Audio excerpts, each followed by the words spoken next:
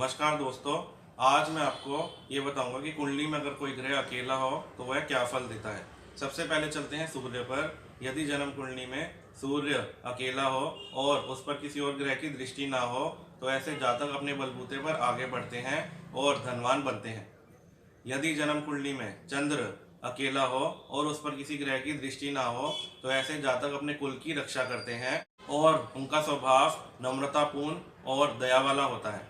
यदि जन्म कुंडली में मंगल अकेले हों और उन पर किसी ग्रह की दृष्टि ना हो तो ऐसे जातक बहादुर बनता है परंतु स्वतंत्र नहीं रहता। यदि जन्म कुंडली में बुध ग्रह अकेले हों और उन पर किसी ग्रह की दृष्टि ना हो तो ऐसे जातक लालची और लोभी होते हैं। यदि जन्म कुंडली में बृहस्पति ग्रह अकेला हो और उस पर किसी अन्य ग्रह की दृष्टि ना हो तो वह जातक के जीवन पर अशुभ प्रभाव नहीं डालता।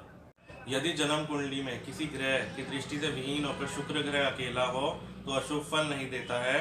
वह किसी अन्य ग्रह के साथ अगर बैठा हो तो अशुभ फल देता है। यदि जन्म कुंडली में किसी अन्य ग्रह की दृष्टि से विहीन होकर शनि ग्रह अकेला हो तो सामान्य फल देता है। यदि जन्म कुंडली में राहु अकेला हो और उस पर किसी अन्य ग्रह की दृष्टि ना हो तो वह किसी की परवाह नहीं करता परंतु जातक की रक्षा अवश्य करता है और आर्थिक दृष्टि से उसको ताकतवर नहीं बनाता। यदि जन्म कुंडली में केतु अकेला हो और उस पर किसी ग्रह की दृष्टि ना हो तो वह जातक को हर तरीके से ताकतवर बनाता है किंतु राहु के इशारों पर चलता है और जातक को जो है निर्धन नहीं रखता।